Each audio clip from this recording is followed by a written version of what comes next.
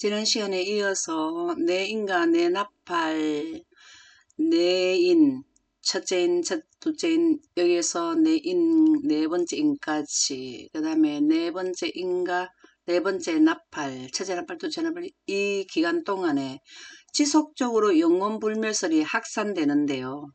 다섯째 인과 다섯째 나팔까지 가면은 완전히 확산돼 버립니다. 한 군데도 한 나라 어느 나라 한 나라도 빠짐없이 완전히 영혼불멸설이 확산되면 영혼불멸설의 결과가 뭐냐 하면 어, 강신술이고 강신술의 결과가 일요일 휴업령에 예배 드리는 거예요. 지금 여기에 나오는 이 사무엘로 사울 왕이 사무엘 선지자를 불러달라 했는 이 진짜 사무엘이 아니고 귀신이 사무엘로 바뀌어서 변장해서 나타냈는데 하나님을 섬기지 않게 되면은 지구의 통치자로 아담에게 지구 통치권을 뺏어가는 사단에게 경배하게 돼 있어요. 그래서 영혼불멸설에 확산이 되면은 전 세계적으로 일요일 휴업령이 전 세계적으로 다 내리게 된다. 그 내용이 계시록 8장 7절에 내용을 연결해서 한번 보도록 하겠습니다. 계시록 8장 7절 한번 읽어보실까요?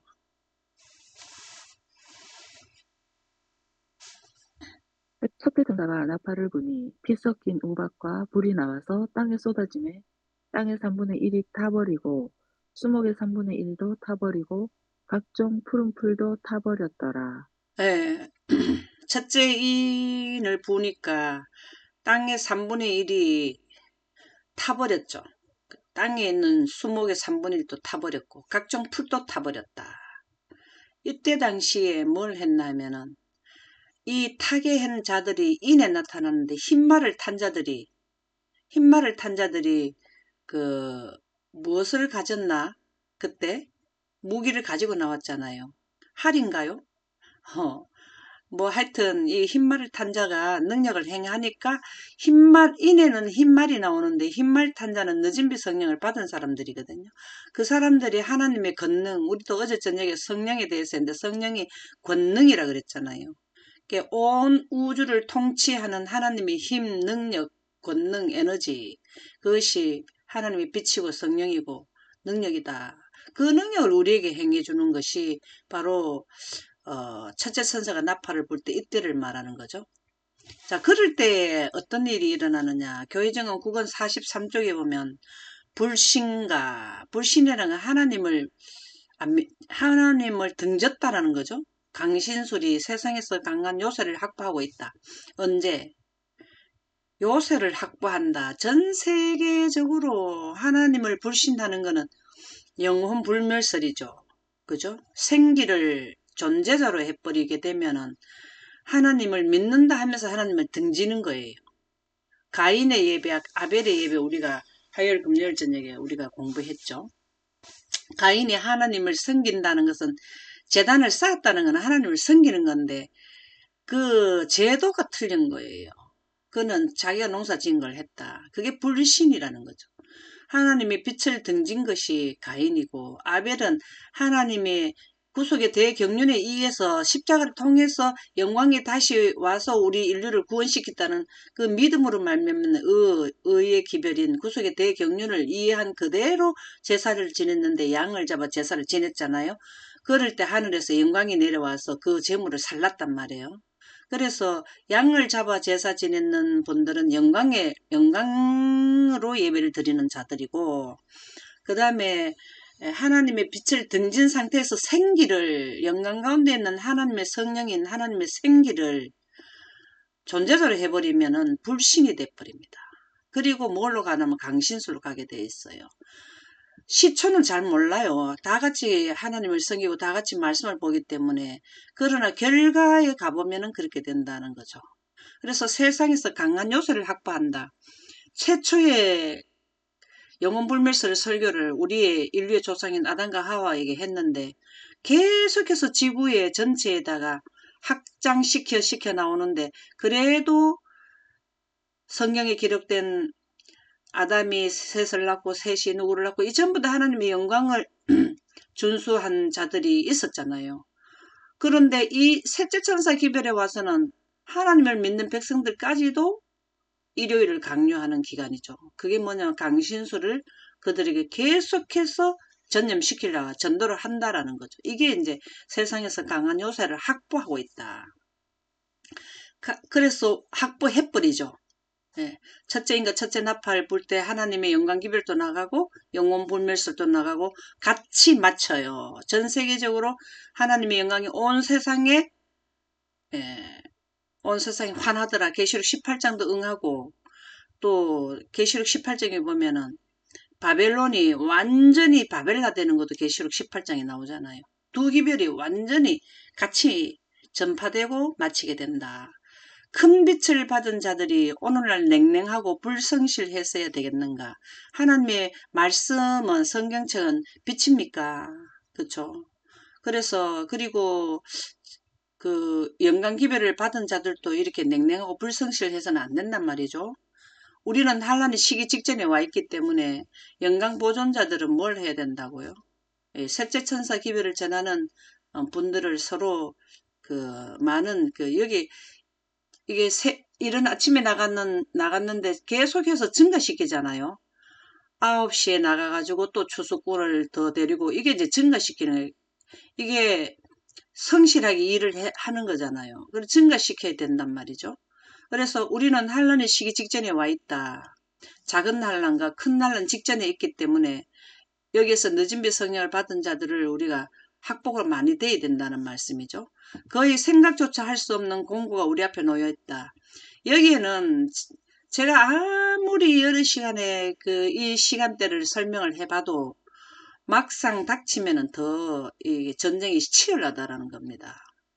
아래에서 온 세력이 이건 사단의 세력이죠. 영혼 불멸설 강신소를 말하죠. 사람들을 이끌어 하늘을 대적하게 싸우게 한다. 하늘 영혼 불멸설 하는 자들은 하늘을 대적하여 싸우게 한다. 하나님과 하나님의 영광을 받은 자들을 대적한다. 인간은 하나님의 율법을 폐하기 위하여 사단의 세력과 연합했다. 하나님의 율법이 율법의 대표 율법이 안식일인데 안식일에 거룩한 하나님의 법이 거기에 기념되어 있잖아요. 십계명은 범법함으로 더해진 법이에요. 자, 그 말 들어봤습니까? 성경 말씀에. 우리가 다음에 주제별 공부할 때 율법과 하나님의 계명에 대해서도 성령처럼 이렇게 다 조목조목 이해를 하는 게 좋을 것 같아요. 그러면은 지금 십계명은 하나님의 거룩한 우주 영존법인 영광법이 바로 하나님의 거룩한 계명인데 하나님의 계명이 하나님의 영광인데 거기에서 죄를 짓고 난 뒤에 추가된 법이 십계명이라고요. 율법은 십계명은 범법함으로 추가된 법이 바로 그러니까 원본은 영광이라는 거죠. 그래서 인간은 하나님의 율법을 폐하기 위하여 여기에서 하나님의 율법은 십계명이기도 하지만 안식일인데 안식일 위에 있는 온 우주법을 폐하기 위하여 사단의 세력과 연합한다 이 말입니다. 그래서 우리는 하나님의 영광을 이해한 자들은 하나님의 거룩한 법이고 이 법이 폐해지면은 우주가 파괴돼 버리거든요. 하나님 자신도 파괴돼 버리고 그렇기 때문에 그 법을 수보해야 돼요. 우리는 보존해야 되고 지켜야 되는 게 우리 의무예요. 왜? 내가 영원에 가려면은 그 일을 동참해야 되는 거죠. 뭐 그냥 죽으려면은 그냥 뭐 괜찮아요. 근데 영생하고 싶으면 하나님의 법을 폐하는데 동조하면 안 돼요. 이 법이라는 건 두 법을 의미합니다. 원본과 사본을 다 의미하는 거라는 거죠. 둘째인가 둘째 나팔을 불 때 증가하는 강신술.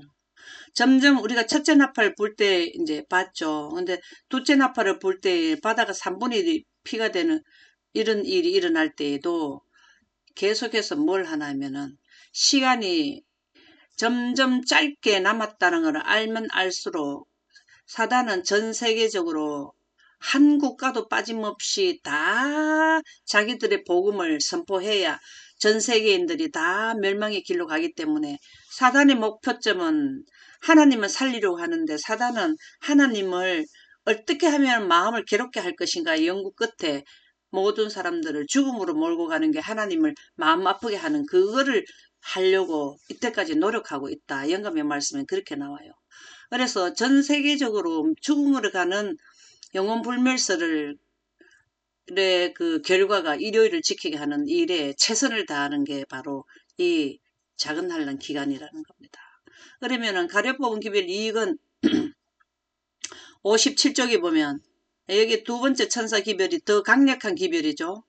가면 갈수록 점점 더 큰 그 재앙이 내리게 되는 거는 하나님의 복음도 이렇게 재앙을 내림으로써 하나님의 복음도 빨리 선포되고 사단도 그에 맞춰서 비례해서 영혼불멸설을 넣는다는 거죠. 영혼불멸설을 넣는데 가장 빠른 게 뭐냐면 강신술이에요. 사람이 어저께도 우리 했죠. 사람의 모습으로 귀신이 변장해서 나타난다는 거죠. 그거를 전 세계적으로 어느 지역 없이 나타나게 되는 거죠. 그러면은 사단이 얼마나 그 숫자가 많다는 것도 우리가 알 수 있어요.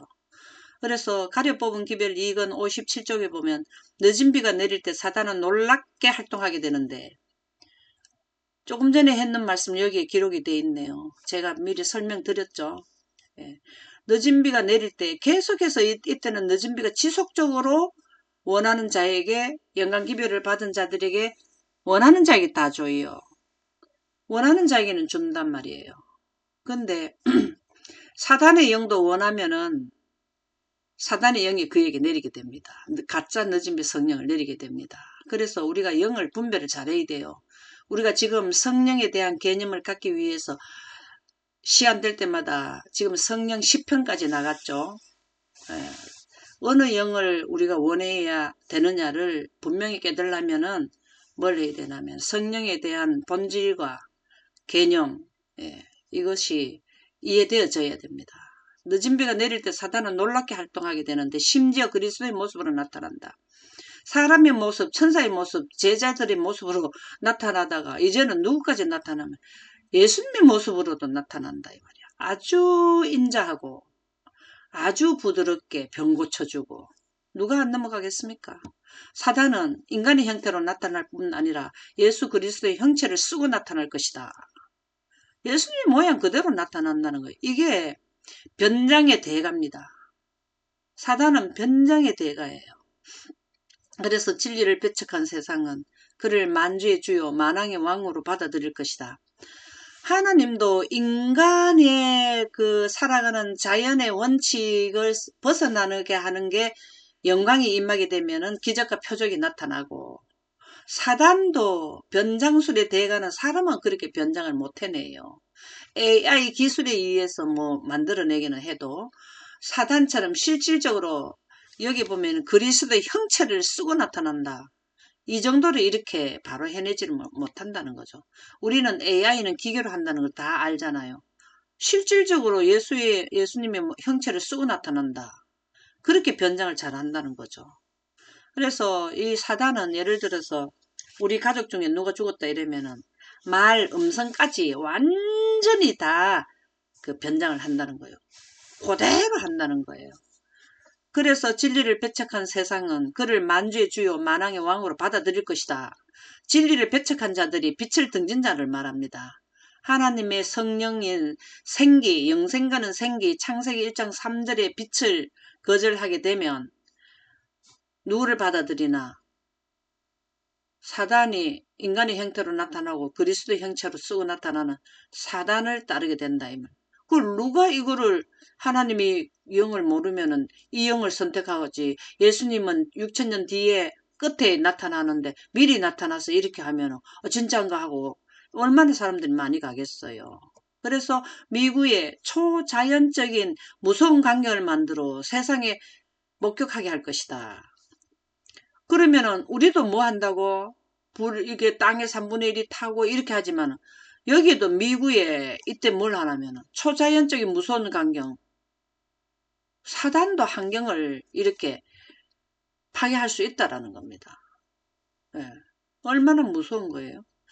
그래서 우리는 이때 되면은요 하나님의 백성들도 기적과 이사 사단도 기적과 이사 영혼불멸설로 이적을 행할 것이며 병자를 고치는 인자한 모습을 보고 그리스도께 오셨다고 외칠 것이다. 이런 현상이 강신술이 증가한다라는 것입니다. 그래서 셋째인가 나팔을 볼 때도 지금 지속적으로 우리가 살펴보는데요.